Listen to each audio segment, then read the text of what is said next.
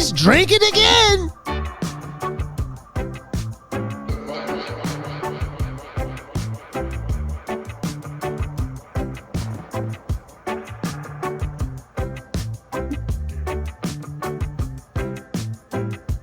Sure, no problem. This is the best.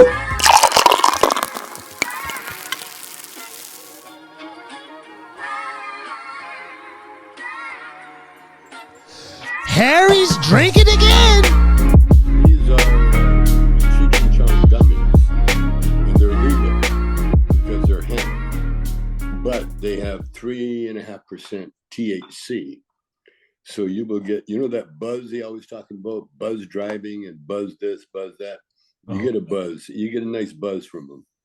And I gave some to my friends last night at dinner. And before dinner was over, they were buzzing. It was nice. Ray, your camera went off again. I know. I for some reason. All right. 1 second. It keeps coming. Okay. All right. On and off. All right. Here we go. Apologize for that, guys. You got to turn off the ugly filter. That's all. The ugly filter. I don't know. I trying to turn that off. I guess it's permanent.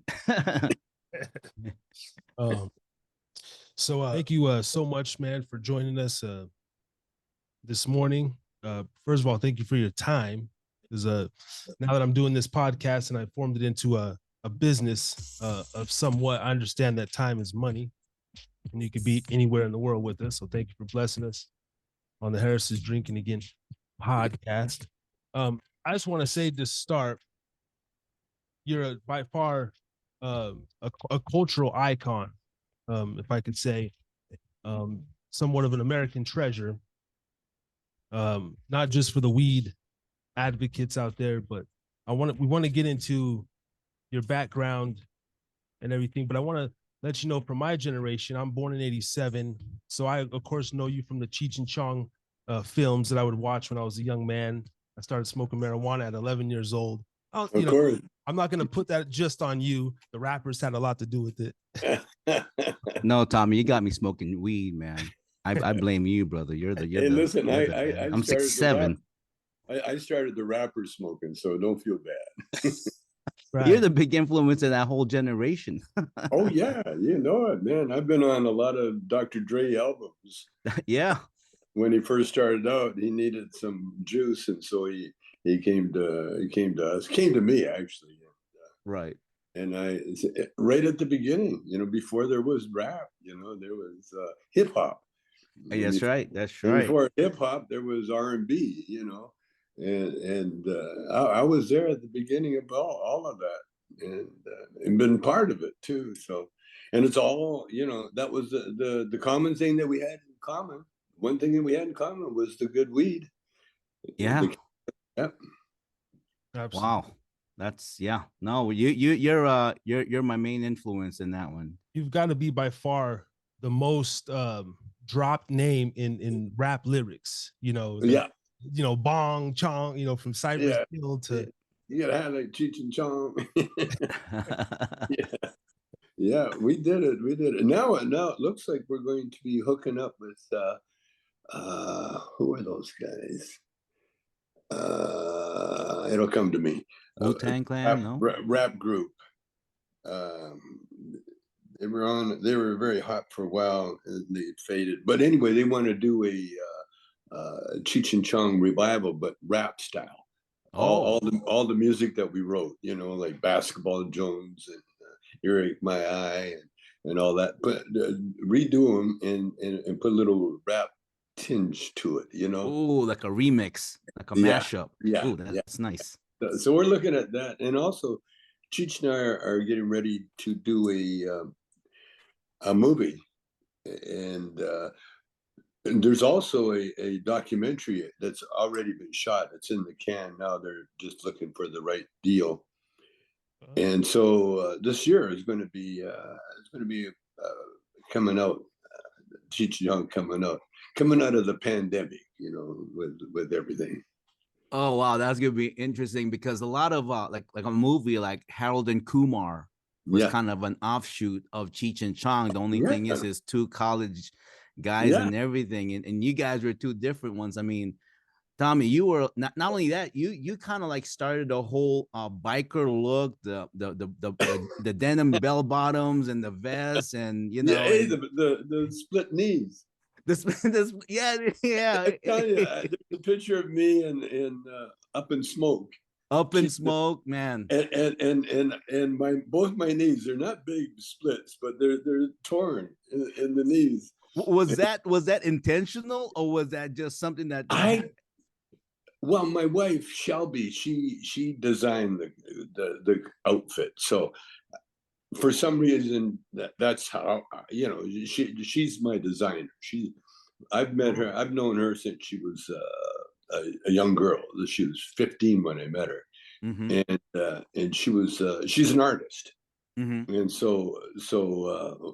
she when we first met, she was trying to catch the eye of the singer that was in the group. You know, her and her girlfriends they're Canadian, and they just discovered the Soul Brothers. You know, the black guys, and so we had a real handsome black lead singer, Tommy Melton, and Shelby was trying to get his attention. You know, trying to talk to him, and I kept getting in the way. The minute I saw her, I fell so much in love, and that was a long time ago. But she was not only an artist, but she's had this incredible business brain sense at such a young girl. You know, I would tell her my problems, you know, about the business. You know, I had a nightclub at the time, and she would give me answers. She would tell me what to do. And then she started helping my look, you know, in order to so that she could date me or you know, at least be around me. She had Right. to tell me to grow my hair long and wear, you know, the first thing she said to me when we're in the car together, she never said hello or how are you? Or, I love the band, and none of that. The first thing she said to me was, "Take off that dickie." No, a dickie was the phony turtleneck sweater, Right, right.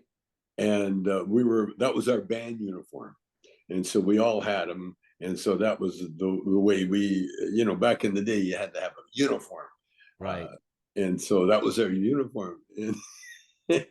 But she hated that look, and so she wouldn't talk to me until I took off the dickie, and I took off the dickie, and then she says, "Now get me some popcorn."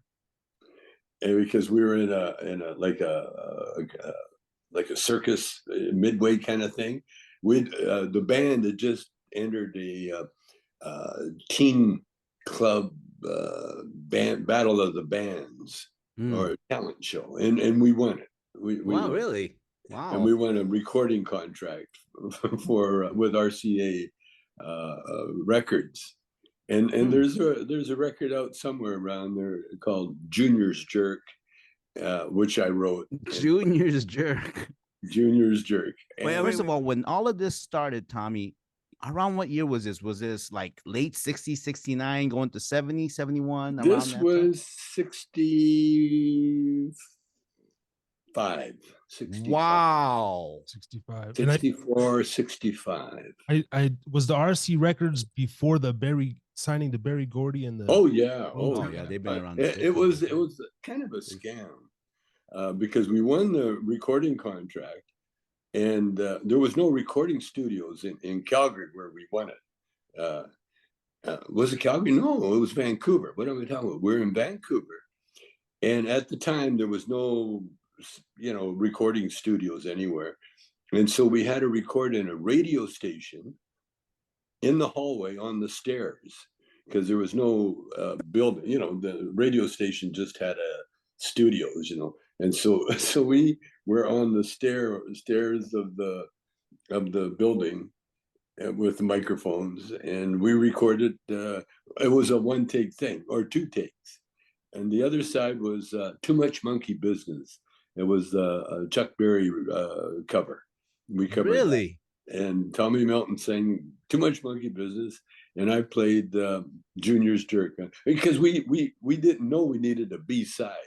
We just had one record, one song that we could do. That was our best song. And so when they said, "Oh, we gotta have something on the B-side," and so I kind of made up that song as we recorded it. And Can you remember what the song is about? Because were you 60s? So I'm assuming you guys were an R&B band, Tommy? Oh yeah. Oh yeah. So a lot of doo-wops, doo-wop. You know that. No more. We were more. In fact, we were Chuck Berry and Bo Diddley. And, Chuck Berry, Bo Diddley, right? Gotcha. We're just like the Stones. The Stones came after us. And they did the same thing. They covered Bo Diddley and they did Chuck Berry. I just watched Keith Richards' bio, and our stories are so similar. You know, the amazing thing, I've been watching all the bios of all the rock groups like Eric Clapton and all those guys, David Bowie, the Beatles. You know, the one thing they all had in common, you know what it was? Rhythm and blues. No, well, that was one thing. The one thing they all had in common, they all went to art school. Oh, really? Oh, yeah. Every one of them. And so that's David Bowie, that's Eric Clapton. Eric Clapton's an amazing story. His father was Canadian. So Eric's half Canadian. His father was a Canadian airman. Oh, really? Yeah. And so Eric and then Keith, they all Keith Richards lived down the street from Eric, and when they were kids, and so they kind of discovered Chuck Berry and Bo Diddley, and at the same time we did, and so their bands were all covered, but because they were in England, they had, you know, and the Beatles, thanks to the Beatles also were an R&B cover group, right? Because the Beatles they covered the Isley Brothers, Twist and Shout. Oh, okay. Yeah, so those were the time where like Wilson Pickett, those kind of guys. Otis Redding. Otis Redding. And then what happened with me, somewhere along the line, you know, we were traveling down to LA from Vancouver. I'm Canadian, and so we were traveling down there trying to, you know, actually we were just going down there as an adventure, you know, see if we could get a Were gig. You guys cruising down Gastown? Where in Vancouver? And you're wondering, how come I know that? I got family up in Vancouver. Gastown. We were there when Gastown just got reinvented. Oh, really? Gastown, Hastings, all of that. I am familiar with that. Well, right now, you know, it's a big junkie. Yeah, you know. Yes, like a Skid Row. Yeah. Yeah, you can't. It was Skid Row before. Yeah. Wow. Yeah, I knew Vancouver. Vancouver is one of the cleanest city I've ever been to. I'm from San Francisco, so I knew Vancouver before I even knew the streets of San Francisco, because till my uncles lived over there. Burnaby, I mean, they lived in Coquitlam. You know what I'm talking about. Yeah. Yep. They live in Coquitlam, and then how did they get to Canada? Oh, actually, okay. So we migrated from the Philippines. Oh, it's just that my dad's dad fought in the American military side, in the U.S. military during World War II. And so we waited for that one. But on my mom's side, which is my uncles, they didn't have that. But Canada had opened the immigration again around 1976, 77. Yeah. And so my Tito Boy and my Tito Donnie, they basically took their petition and got into Canada. Yeah, so cool. You know how I got in there? How? My grandfather, Sam, I never met him, but he came over to work on the railroad in Canada. Really? He was part of the whole, the Canadian government and the U.S. government, they never had the expertise to go through the mountains. Oh, really? The railroad. And the only people on the planet that knew how to do that were the Chinese, because the Chinese had the explosives. They knew dynamite's correct. Yeah. They knew how to deal with explosives. And so the Canadian government made a deal with the Chinese government, and they had the Chinese come over, laborers, to work on the railroad.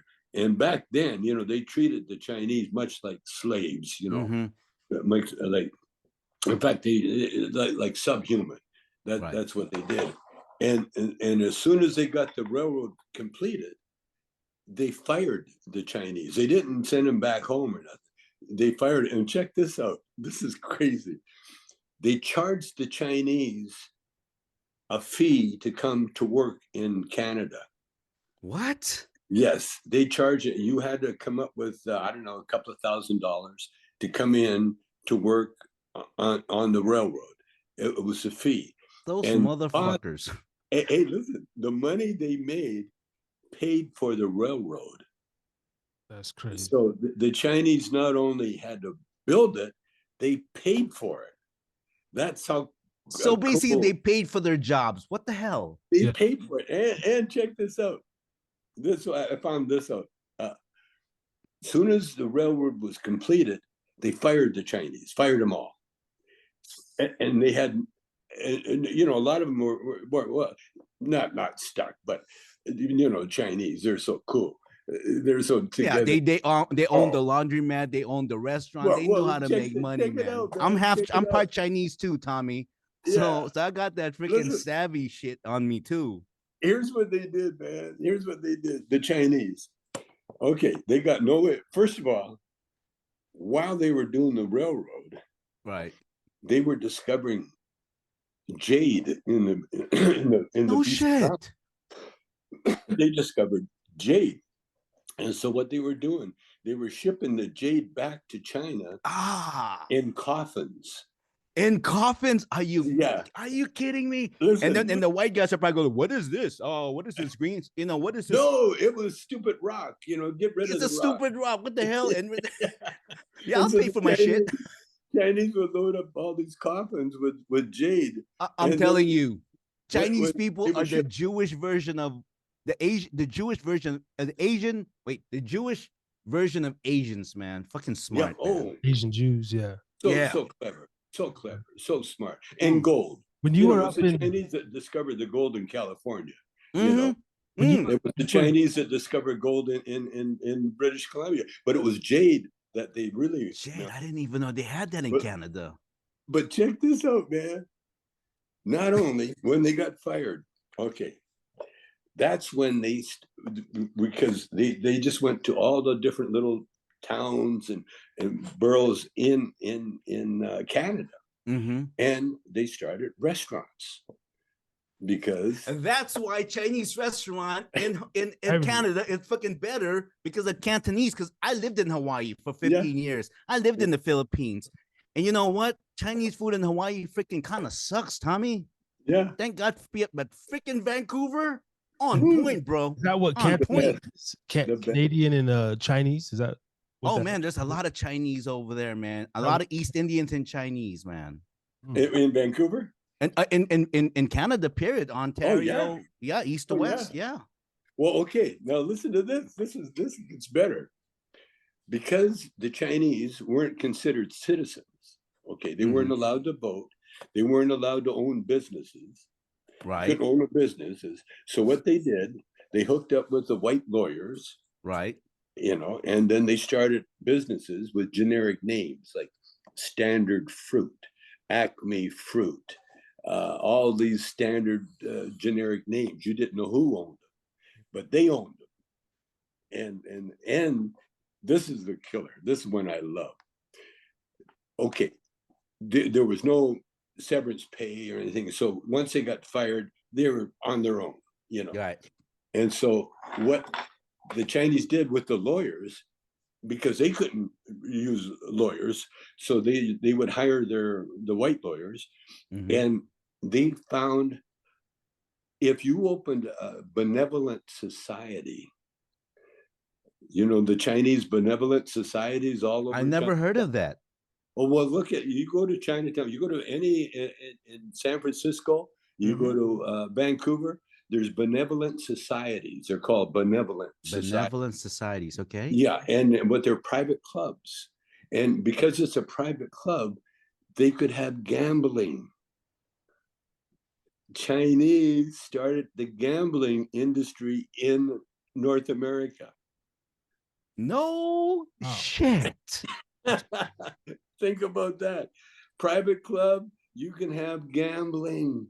And because China, they invented gambling. Yeah. The Philippines, all of them, The Asians got gambling in their hearts, man. It's in their blood. The reason I became who I am was because my dad, he was Chinese, but he gambled. He was a gambler.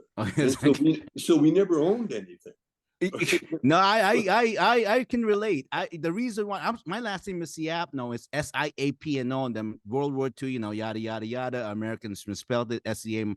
So my grandfather said, fuck it, man, just keep it SEAPNO. So ever since then, my last name's been jacked up, Tommy. So, anyways, his mother, pure Chinese, spoke Spanish in the Philippines, but her father is called Stranghero, pure Chinese with a pigtail and everything, married a Portuguese woman.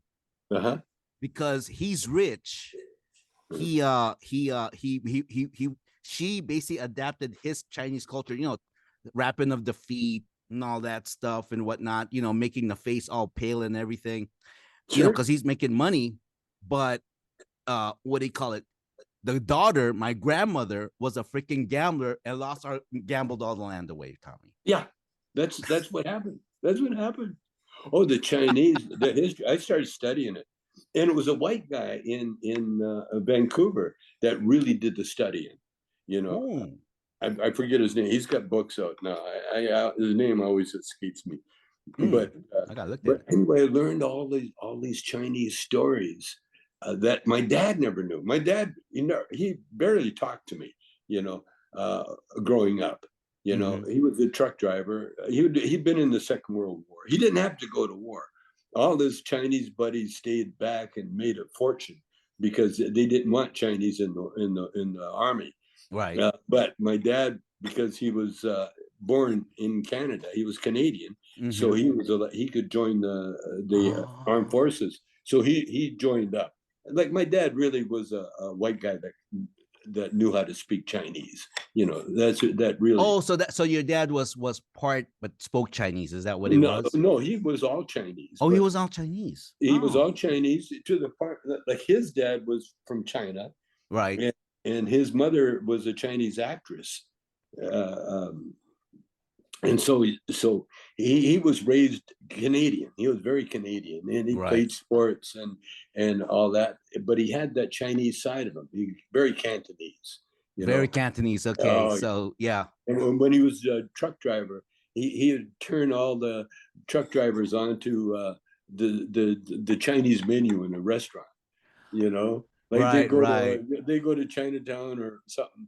And my dad, of course, he wouldn't even look at a menu. He would just tell the guy what he wanted, and he'd order the real good food. The real good shit. Yeah. No, actually, Cantonese food. I'm sorry, man. It's better than Szechuan, man. I'm a Cantonese, Southern China. Szechuan is like Indian or Mexican. They have it so hot because it's an antibiotic. It's to keep you from getting sick. Oh, really? Yeah, that's why the hot sauce. That's why I'm having ginger tea, Tommy. Yeah, that's good. And you know what? What I need to do is I need to put some of your THC mix in this motherfucker, so that way I can woo.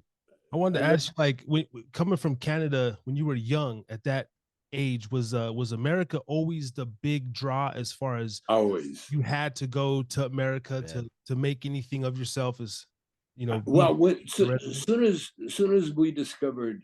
See, I grew up playing guitar, but not because I was a guitar player. It was because I was kind of like we lived in the farm. Like we lived on the outskirts of the city. What part? So maybe I'll know what part. In Calgary. Because I've been to Calgary Stampede. I've been Calgary. Yeah, well, it's 42nd. Our house was on 42nd, and it was before they had streets even. But now it would be 42nd and 11th Street, 42nd and 11th. Southwest. Yeah, Southwest. Calgary is like Texas. It to me, it's similar to Texas. In Edmonton, Oh, it's just, in every way. Racist. in every way, right? They're racist as can be. Right. It's interesting because my wife is half Native American, and I'm sure you're very familiar. She's Indopino, Native American and Filipino, so she's got a mean left hook. Do you know what tribe? She's actually Chippewa Cree. Oh, Chippewa Cree. Yeah, Chippewa Cree. So she's Cree. I'm part, I think, Ojibwe. I think my mother, who was I found out, a quarter Native. Wait, you said your mother's Scottish, right? Scottish Irish. You know what? My wife's is Scottish too. Her true last name is Sutherland. That one day she met Kiefer Sutherland at the LAX and go, hey, you know what? We have the same last name. And Kiefer says, you know what?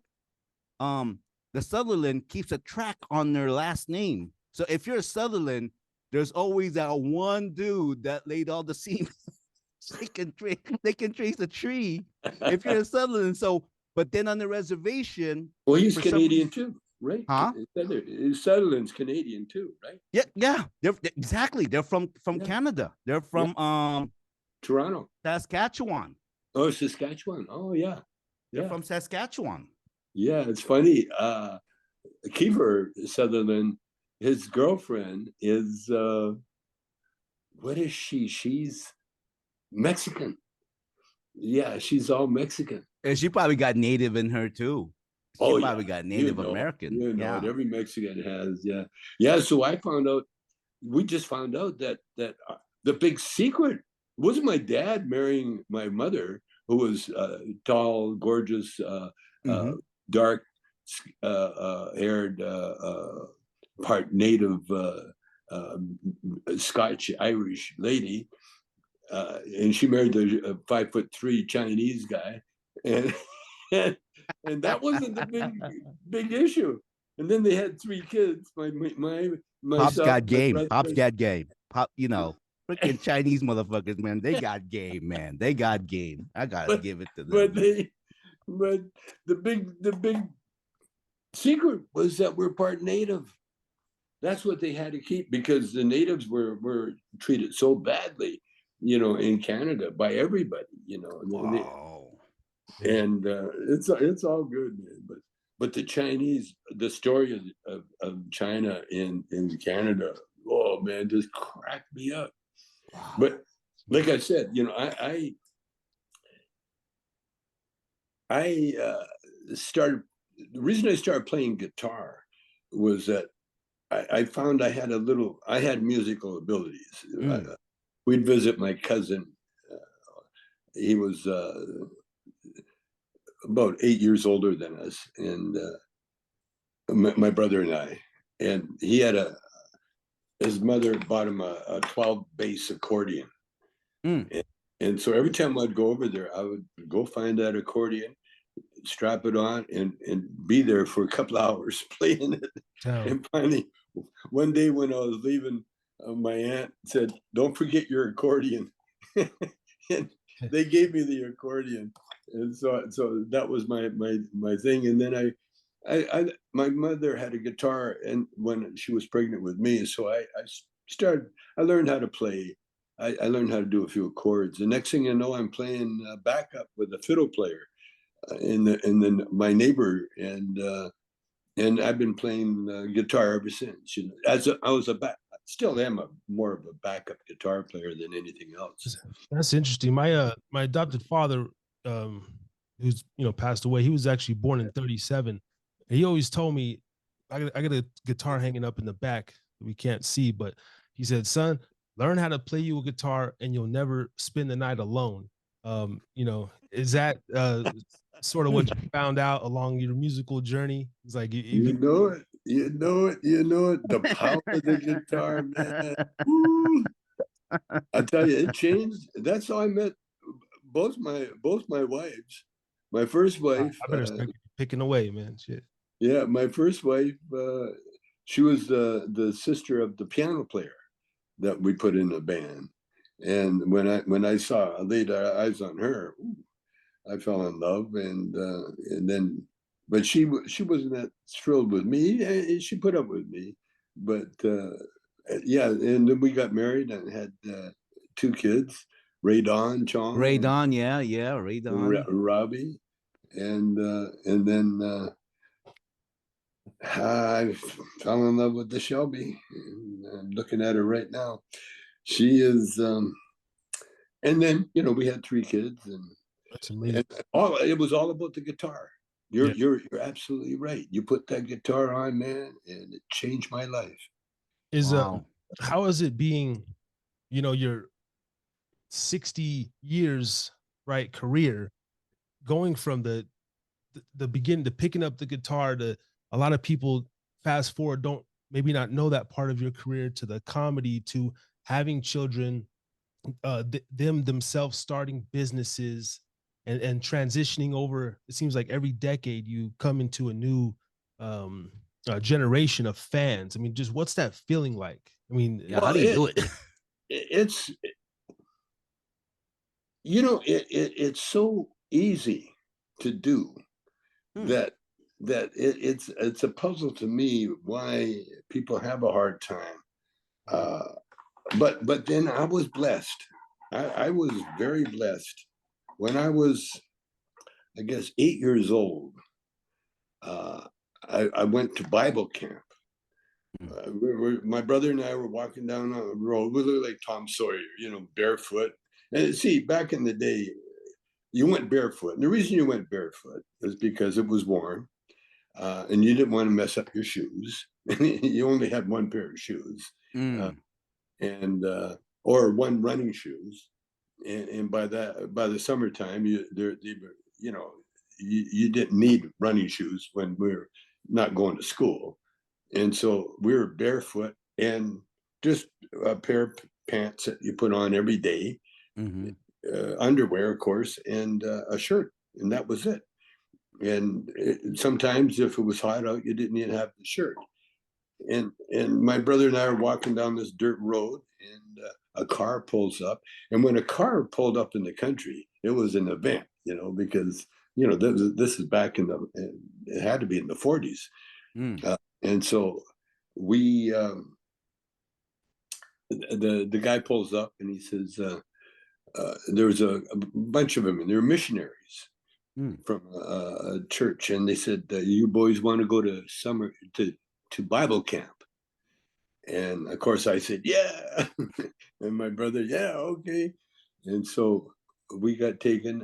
That was that night I spent at the church in with indoor plumbing, and that was a treat, being able to flush a toilet and have a bath,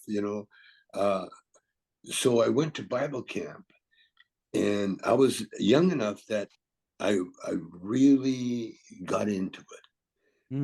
And by getting into it was that everything that was said to me resonated with me. I had no distraction. See, what happens when you're young, you can focus on what people are telling you, because you're learning. You can grasp it so easy, and if it's done in the camp form the way it was, we were in like a tent, a communal tent, and it was beautiful. And so the whole 2 weeks I spent just listening to the beautiful Bible stories, and having these real pretty missionary girls would teach us, and then they had a sing along around the campfire at night, and that's really how I got into the singing, because you had to sing along, and because I could play guitar, that wasn't hard. So the singing part was great, and then for entertainment, every tent had to come up with their own little theater group. Really? Yeah, and so there's a dining room with a stage area, and so that was my earliest time on stage, doing little plays and little things. And at the end of the 2 weeks, they gave out awards, and I won the award for being the nicest kid, the nicest boy Wow. Yeah. Talking about manifest destiny. Wow. But here's the kicker, man. I won't bore you with the details, but while I was there, the first thing they taught me to do was how to pray. Mm. See, I'd gone to not really gone to Sunday school, but it was after that camp, I went to Sunday school every Sunday. In fact, I started teaching it. I started because I was the only one there. And so they would say, okay, Tom, you might as well, there are a couple of younger kids that come in, more babysitting than teaching. But I got turned on real early, that young. When you're 8 years old and you learn how to pray, that is like the key to Fort Knox, man. Because it's a prayer that what you're doing really is you're planning your life. You see, all of us are individual, immortal souls that have always been here. We're one of a kind. We're only in the physical world to learn whatever lesson that you didn't learn the last time you were here, you're learning it now, and so on. And so that's why a lot of people are in the middle of their studies. And so luckily for me, I started off with the spiritual studies. And so that once you learn the key, it's the key to life. And it's because what we are really, we're our mind. That's who we are. Not our brain, but our mind. And and what we are really, we're a unique thought. In our thoughts, yeah. We are a thought, one thought. Would you? And we're immortal, and we've always been here. And what we're doing now is we're here learning. Some of us are teaching, but most of us are just here to learn. And whatever the lesson is, it cracks me up because I get these epiphanies every day now, because I'm so connected. And so the messages, the words come in, and that explains my whole career, because it's not me. It's not me, it's the higher power. And the higher power is guiding me as long as I listen to it and be true to my goal, or my time on earth here. I'm sent for, we're all here for a reason. And one of the reasons I'm here is to be who I am.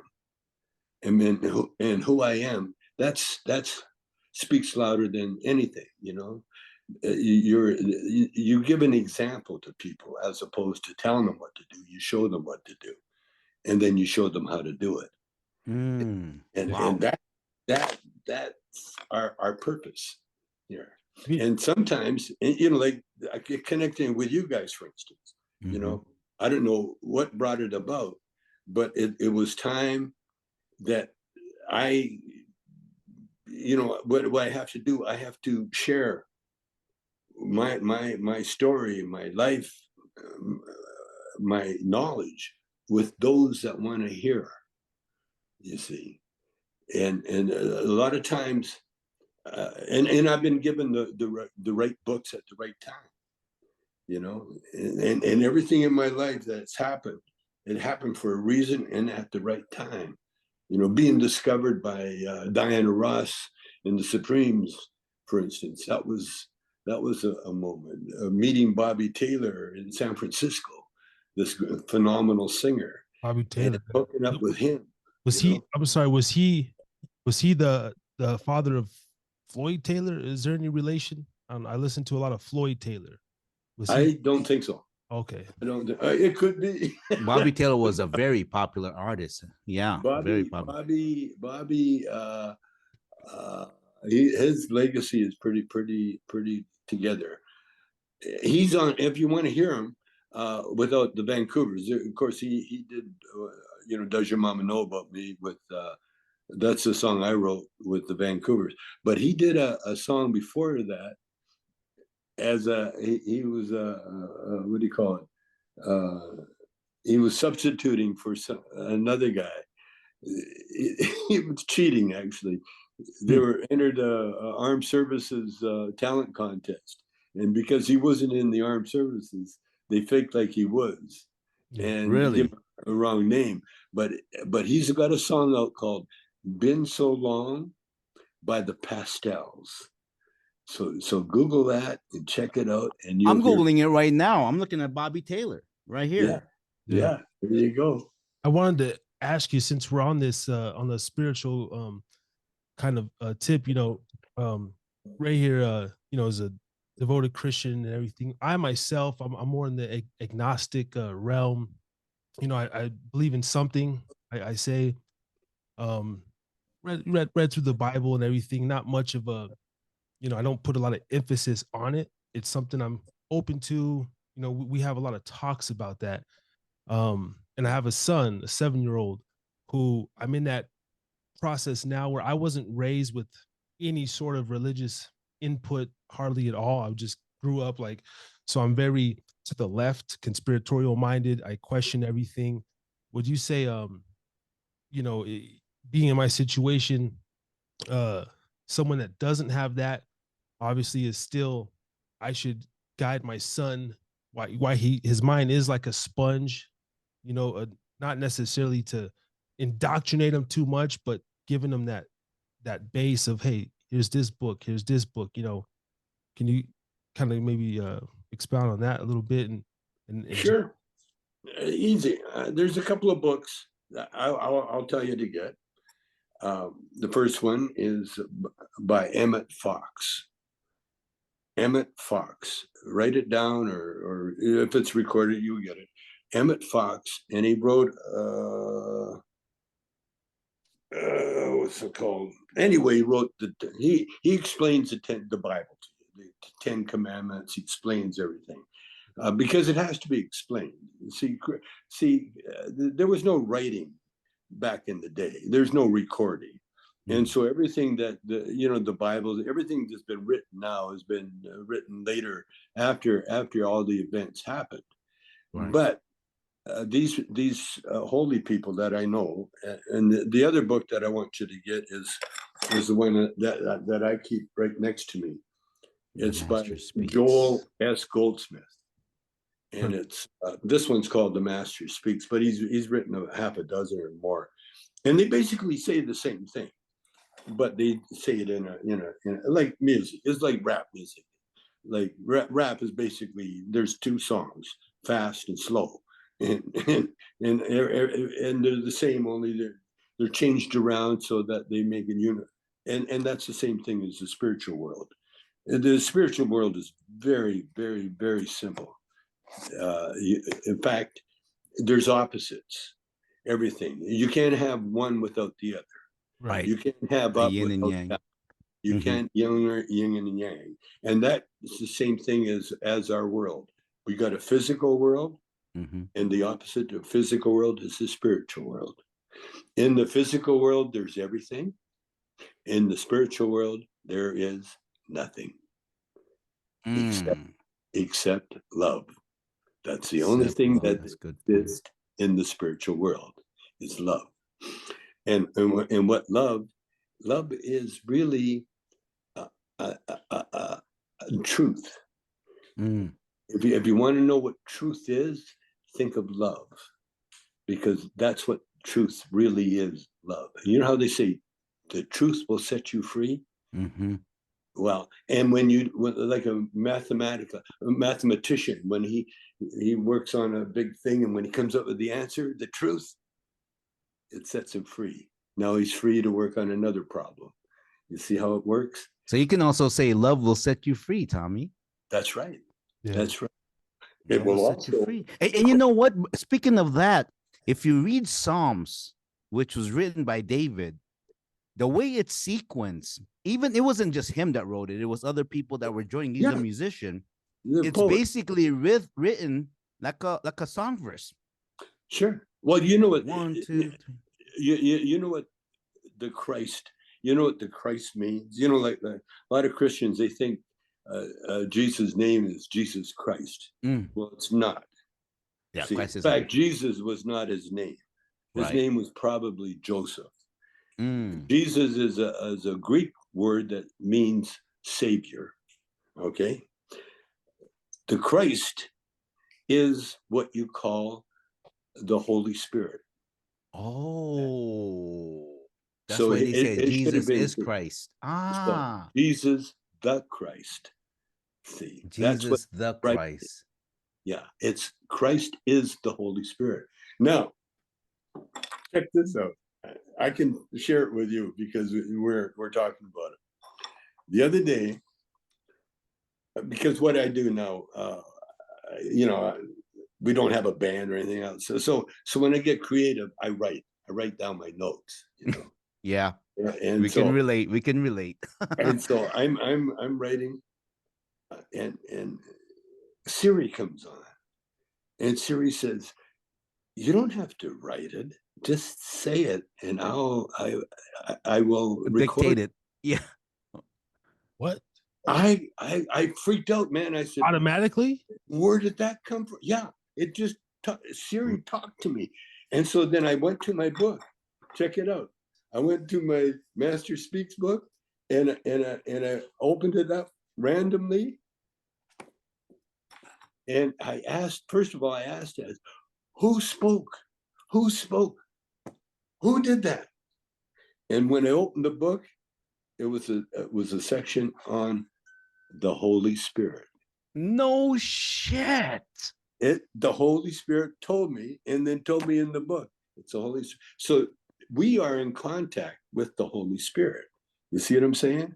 Now, if you're doing everything what they want, saving the world, helping others, doing the right thing, see, our world is very fragile. Right. It's very fragile. Well, doesn't take a whole lot to create havoc and despair and thing. And the reason is that you only learn from your mistakes. Okay. When you in the physical world, on the way to doing anything, being a doctor, being a teacher, being a lawyer, being an athlete, being a student, being a drug addict, being whatever you're destined to be, you're here to learn. Everything is a lesson. Right. Everything is a lesson. And a lot of times you're learning what not to do. Sometimes you're learning what to do. It all depends on what what you need when you're growing. If you look at the plants in the garden, you'll see some that are really healthy and big and strong, in there forever. And then you see other ones that are barely making it. And then you see some that, well, maybe it might make it, maybe it won't. That's the human race. I also wanted to ask you about other drugs besides marijuana and hallucinogenics. Back in your day, did you experience with shrooms, acid, LSD, all of it, everything? He said all of it. Yeah. And I wanted to say, I wanted to ask you about DMT. In your opinion, if you have or haven't, I had a DMT experience, and that's where I kind of actually accepted the Holy Spirit, if you will, like my actual experience that I had, the complete feeling of warmth and love, and just completely shredding my ego down. I mean, to the minuscule, to where I was bawling afterwards, and I was embracing, and it literally changed me. And you're, with being versed in the Bible and spirituality and having psychedelic experiences, is that an acceptable claim for myself? Oh, absolutely. Because what you're really doing is you're finding out your essence, who you really are.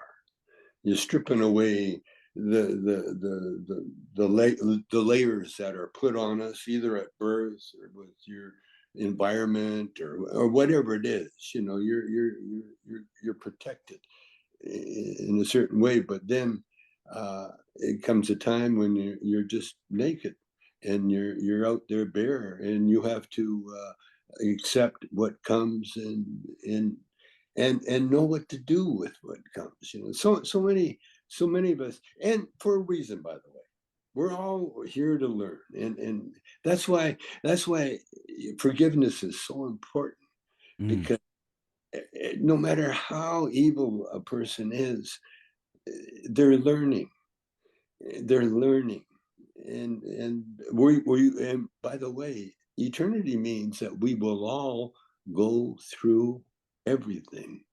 And when you see the drug addict laying in the gutter, it was maybe you at one time, and maybe you in the future.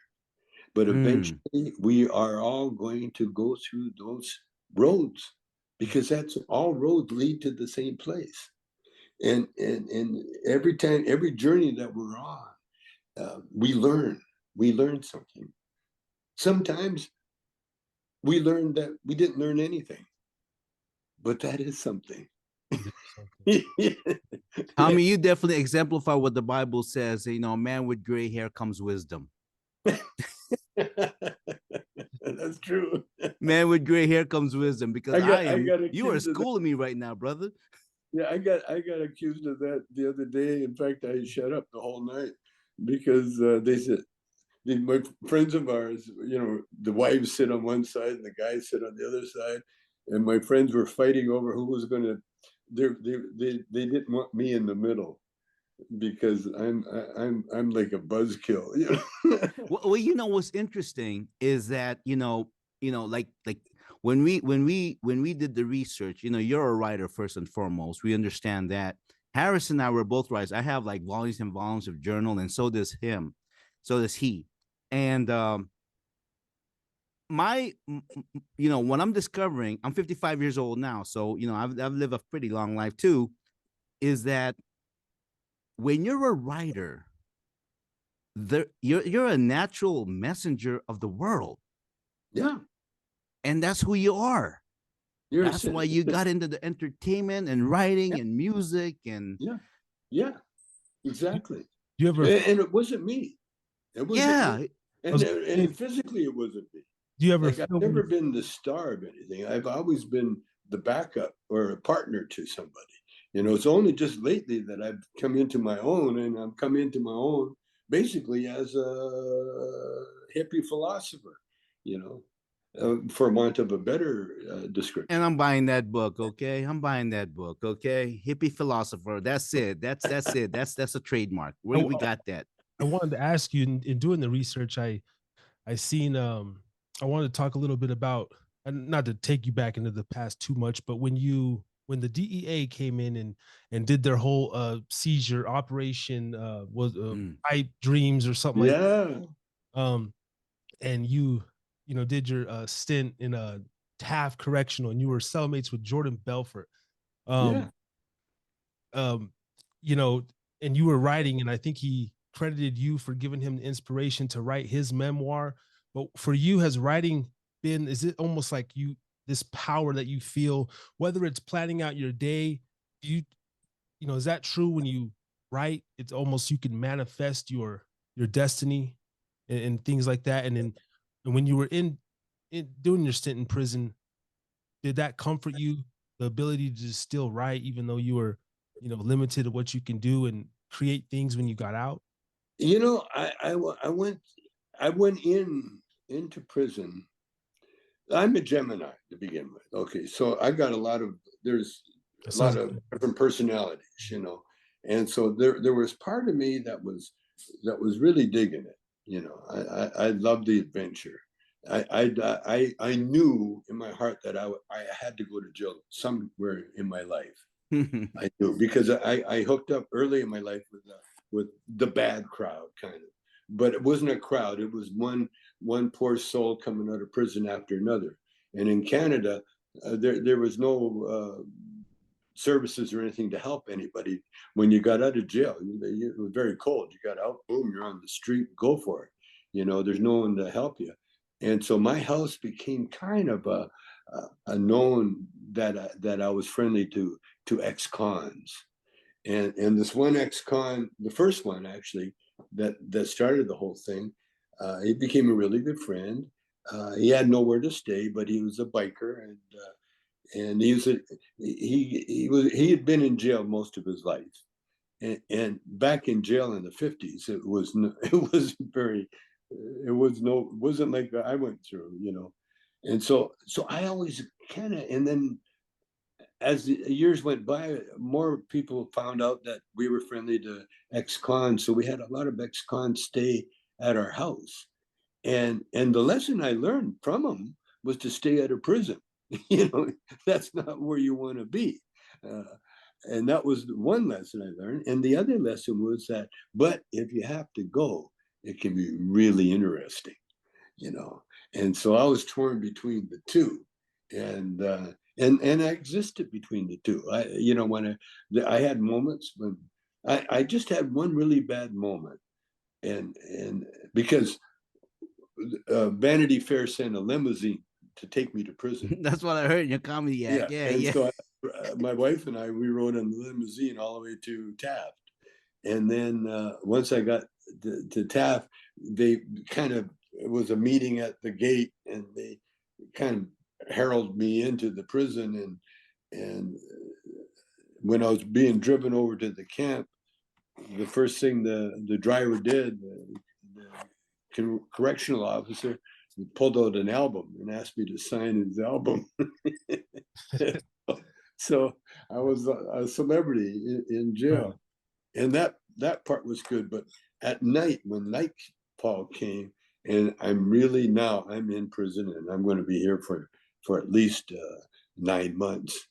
I heard the door lock. It was a big dormitory, and there's like 200-300 people in bunks in cubicles, and I heard the door, the key turning in the door.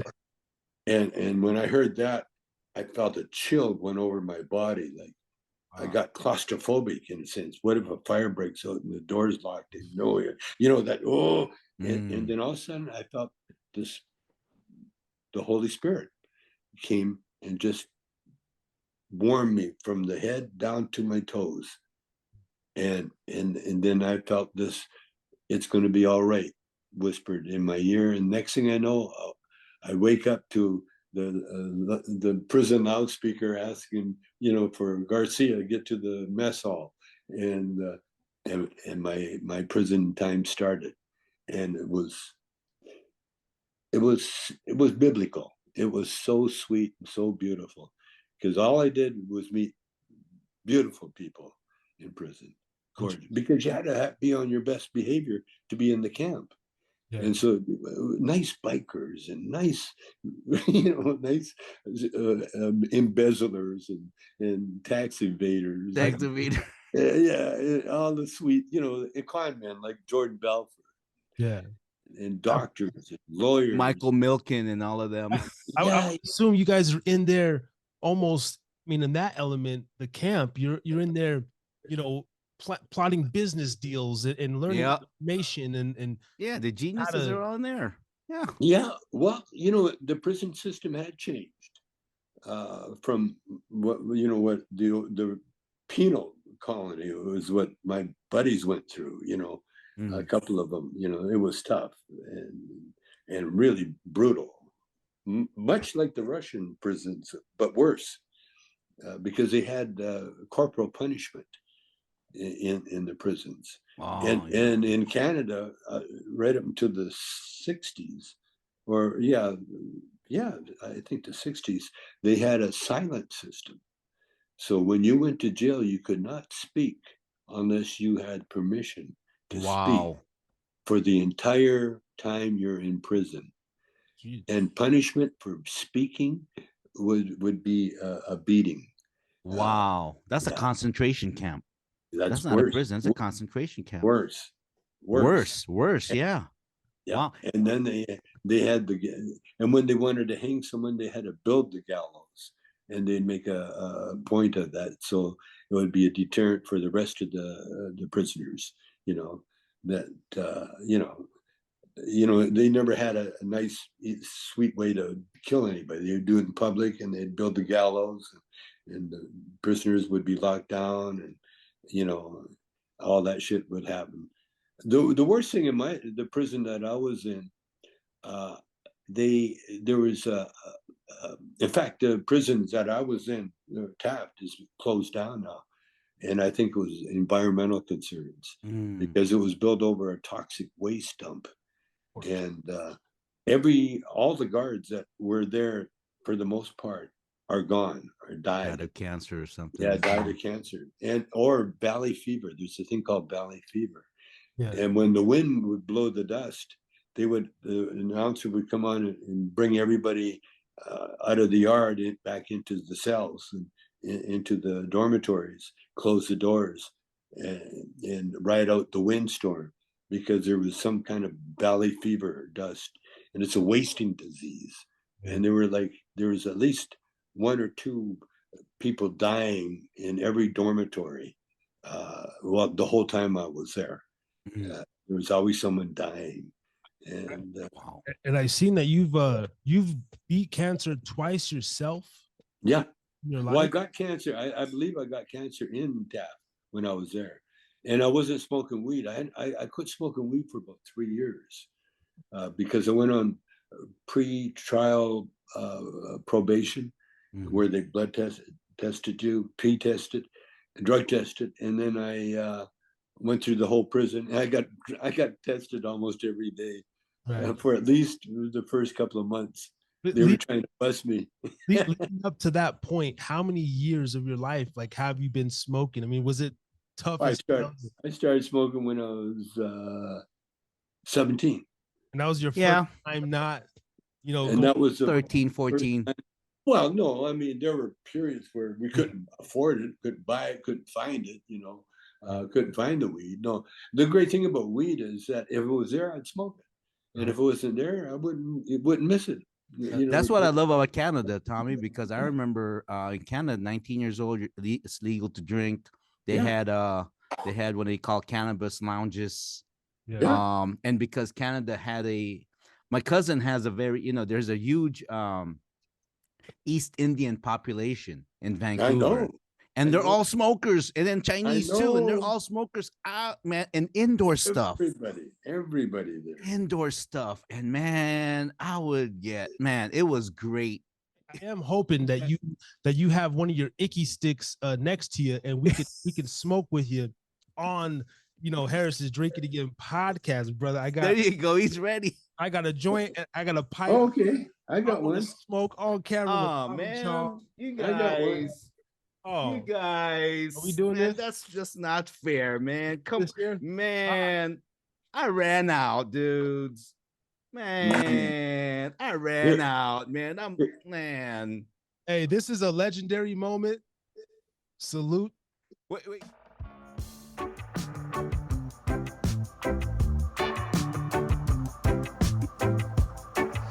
Harry's drinking again.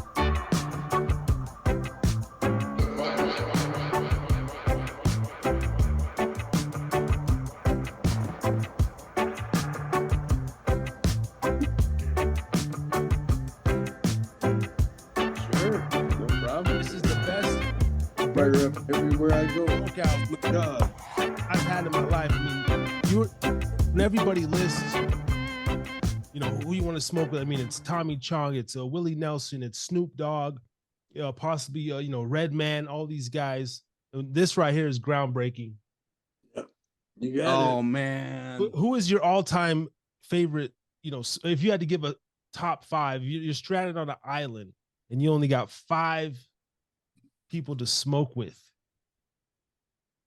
I think they'd all be female. But this is what we're killing them with, is these Cheech and Chong Cruise chews. They're gummies that have a legal amount of THC. Okay. And so I get my THC with the gummies. In one ear, out the other. Have you smoked with who's the most famous woman? Everybody always asks about the men. Who's the most your favorite female smoking? Buddy, celebrity or sort of. Well, there's an astrologer named Deborah Silverman that she's a top astrologer for the stars. Sting and everybody. And she lives in Hawaii, and she's a stoner, and we're pretty good buddies. We shared the same birthday. Oh my God, I bet the conversations are intense. Wow. We're in Hawaii, Honolulu area, Tommy? Or? Kauai, I believe. Oh, Kauai. Okay, Kauai. I believe. She's Deborah Silverman. She's a big, you look her up. She's got podcasts and everything else. And we smoke up every chance we get, not necessarily together. I don't, she's always asked me for it. And she always, she doesn't want, what do you call it? Roaches or she wants new green. And she wants a new green. Clean green. Right. Clean green, yeah. And if you could talk also a little bit about your products and let people know, I know you have the Icky Stick and you have your own glass company. You make your actual own. Well, that's what put me in jail. That was the Chong Bong company that put me in jail. I had to go to jail because we were selling water pipes to the public. Paraphernalia as well. You have your own. Is there a Tommy Chong strain? Yeah, actually, I think there's a lot of up in smoke strains. Cheech and I got a weed company together that we're going public with at the sometime this summer, I think. We would have gone sooner, but the pandemic kind of stopped us. When he goes live, over there in Reno, I'm in a state that's not too friendly right now, so hush hush. So this is a nice CBD. No, just kidding. What state? Where are you? I'm in Utah currently. I'm from. Oh right, the Mormons. Yes, I hear you got a killer gymnast. Did you hear about her? A killer? No. No, I'm talking about a gorgeous blonde gymnast that's upset Utah. The Utah University. Check it out, man. It was on the news. Why? Because you fired up? No, the thousands of fans coming out, and then she hurt herself, so she couldn't perform. But the 1,000 fans or so, rowdy fans, they came out and they got full-length pictures of her. And I got to pull that up. Okay, hold on one second. I got to pull that up. Utah gymnast. Yeah. Okay. Wow. Well, when I get over to Reno, definitely going to go into or even West Wendover Deep Roots Harvest, and I'm gonna purchase some of your products and yes, just freaking amazing. Yeah, we got I think the two of our best sellers. I do a sleep. Oh shit, I don't have one around here called Nice Dreams. It's an elixir. And then I got an upper that'll wake you up the next day called Good Vibes. Good Vibes. But this is what we're killing them with is these Cheech and Chong Cruise chews. They're gummies that have a legal amount of THC. Okay. And so I get my THC with the gummies. Beautiful. And they're really nice to suck on. Right. Just to give you a nice body high. Are you talking about let's say Michaela McCallum? No, yeah. Michaela Skinner? Yeah. Is that the one? Yeah. Yep. Oh, she's a hot one. Okay. Yeah. She looks pretty hot, She's hot, man. Yeah. Wow. Utah got some lookers over here. I know you're married. I don't want to get you in trouble, but since you hey, no, at my age, man, it's like a compliment. He just tried to flex. He said, "No, at my age, my wife." My wife would get very happy. Oh really? Finally, get some attention, huh? Good. Okay. Is there a particular city, that just known in your travels for having the most gorgeous women? I mean, I'm sure other than California and Florida, is there other? Vancouver, yeah, Vancouver, man, they got the hottest. Oh man, from anywhere. Vancouver. Wow. Chinese, Russian, Italian. Now I used to live in Seattle for a little while. I never made it up from Seattle would come up to Vancouver. Vancouver. A lot of models come from Vancouver. A lot of Well, models. you get there for some reason. You're there, Yeah. And New York has got a nice. And then you ask them where they're from originally, Canada. Oh Like, yeah. I took the bus. From Port Coquitlam to Burnaby, Tommy. Mhm. And riding the bus, I'm over here like, man, what? Like one gorgeous female after the other, and they're nice. Well, Pamela in Anderson. California. Pamela Anderson, Yeah, they are friendly and nice. British Columbia. British Columbia got some Well, gorgeous Shelby, hot babes. Right. My wife and her sister, Forrest. Whew, Forrest, two of the most gorgeous ladies in the universe. Wow. And one's my wife. One of my all-time, growing up, one of my favorites, Sandra Bullock, right? She's another. Oh, I didn't know Sandra was Canadian. She's I had a big crush on her. yeah, I know Sandra really well. Yeah. Wow. Really well. Wow. In fact, I got her discovered by Mitzi. Oh, Mitzi Shore.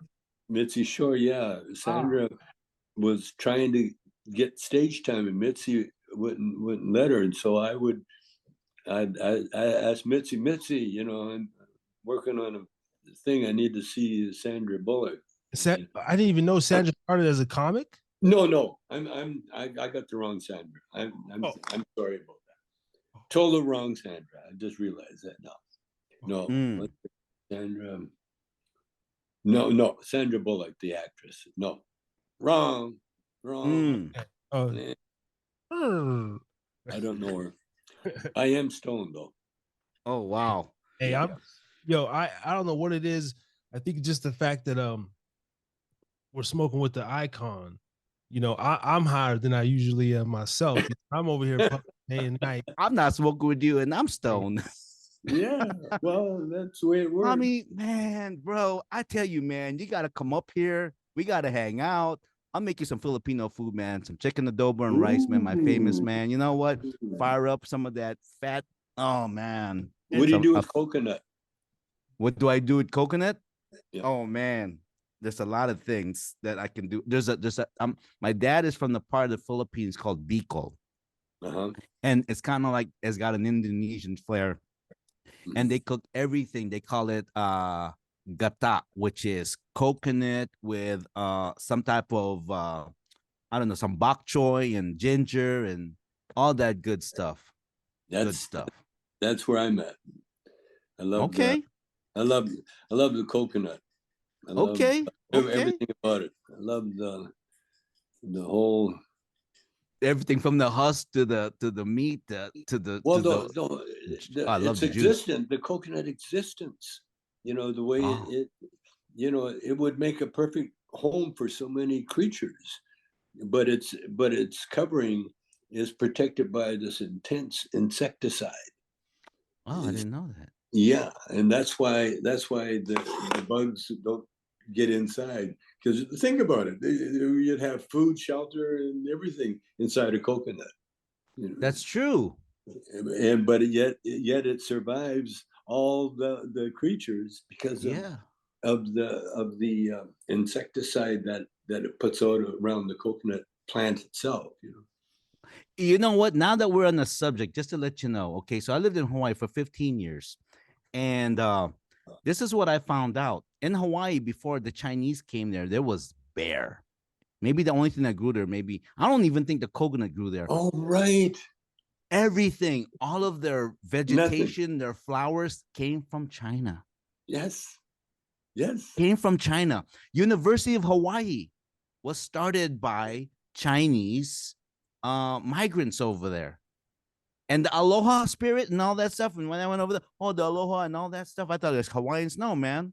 It's a mixture of the Filipino, Koreans, Japanese, Portuguese, the crazy, what they call it, Vala'au Portuguese are comedians, natural comedians.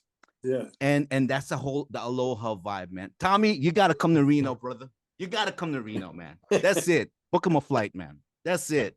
When you come over in the summertime, Harris, man, we're booking, I was gonna say our boy Tommy Chong. Are you still doing, you know, like for 2023, you and Cheech and Chong? So are you still doing stand up? Yeah. Are you're still in the whole thing, the movies? What's your Well, we're doing the we're about to start a movie. We quit doing the stand up due to the pandemic and due to Cheech's knees. You know, like we lost our rock star. Wow. So so we decided now we do appearances where we'll do Q&A. You know, we'll take we'll meet the audience, and you know, like a talk show. we're gonna have to book you for That's it. for a That's Reno. it.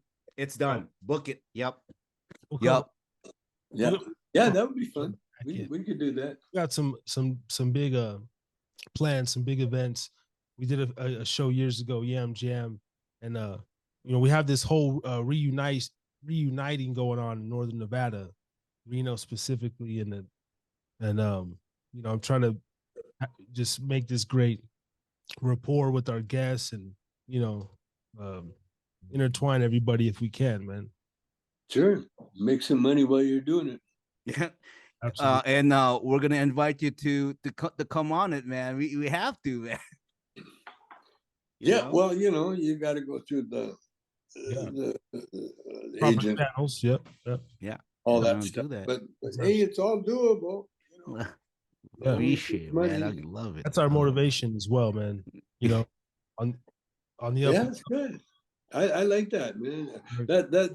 That's how I hung with the singer Tommy Milton. He was a go-getter. He was the guy that was, come on, man, we got to go here, we got to go there, we got to, we went to Vancouver. No, okay, no, we got to go down to Seattle. No, we got to go down to LA. We got to do it. And then we got to get our own club. We got to, rent one a hall, after the other, put on our own shows. We did all that. Yeah, he was a good partner. Wow. He got me going. Yeah. Yeah. Wow. Amazing, man. So before we do get you out of here, I think is there anything else you want to plug? I didn't bring up your book, I Ching, the memoirs. You have so many things, but if there's anything else you want to plug at all. Let's see. Just I don't know. What can we plug? What show is this? This is well, definitely I'm gonna ask you for a drop. This is the Harris's Drinking Again. Okay, let's plug the Harris's Drinking Again. Yeah, but before we get there, Tommy, my question is, we always ask this to our guests. Did you have a great time at Harris's Drinking Again? As I can remember. Oh yeah.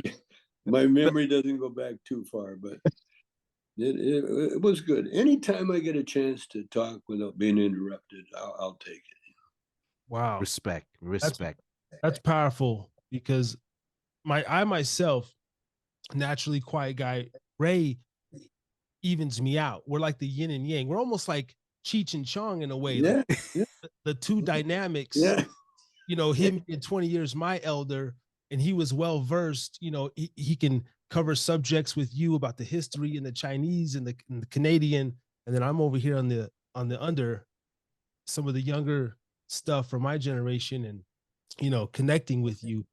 And that's the real point of the whole thing, is we always ask the guests, man, is we made some sort of connection. Hey man, this is Tommy Chong, and you're listening and watching Harris's Drinking Again. Sounds like a ghetto movie. It don't matter, man. You're Tommy Chong, brother, man. Whatever you say sticks. That is, man. Oh man, pleasure. Yes. As I mentioned before, simply thank you for your time. Thank you. That's the most important thing. Well, good luck with everything, you guys. Keep doing what you're doing. You'll get there eventually. We always will. We always do. Thank you, Tommy. Thank you. Appreciate you, man. Adios, Appreciate amigo. it. Adios. Adios. How do I get out of here now? Brother. Wow. Wow. Wow. This is Brother Ray G talking to you live at Harris's Drinking Again. Yo, what's going on, guys? If you like this video, click above. We got 2 more right there, or down there, or somewhere. Hit that subscribe button. Stay tuned for more content. We got amazing interviews like the one you've just seen or the clip you just seen. I don't know what you watch because I put this behind the end of every video. So stay tuned. Hit that like, subscribe. Harry's Drinking Again. It goes up.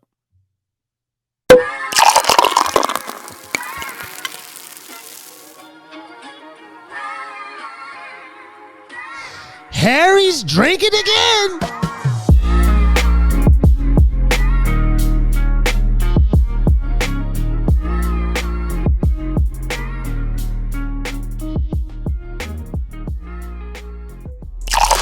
Come with the news. Yeah, that you know. Harris is drinking, and yes, I'm thinking, and I'm plotting and scheming. Yo. You have been listening to the Harris is Drinking Again Pubcast. For more, go to YouTube, type in @HideaPubcast. Look us up on Spotify, any and all streaming platforms. Harris is Drinking Again Pubcast. Thank you.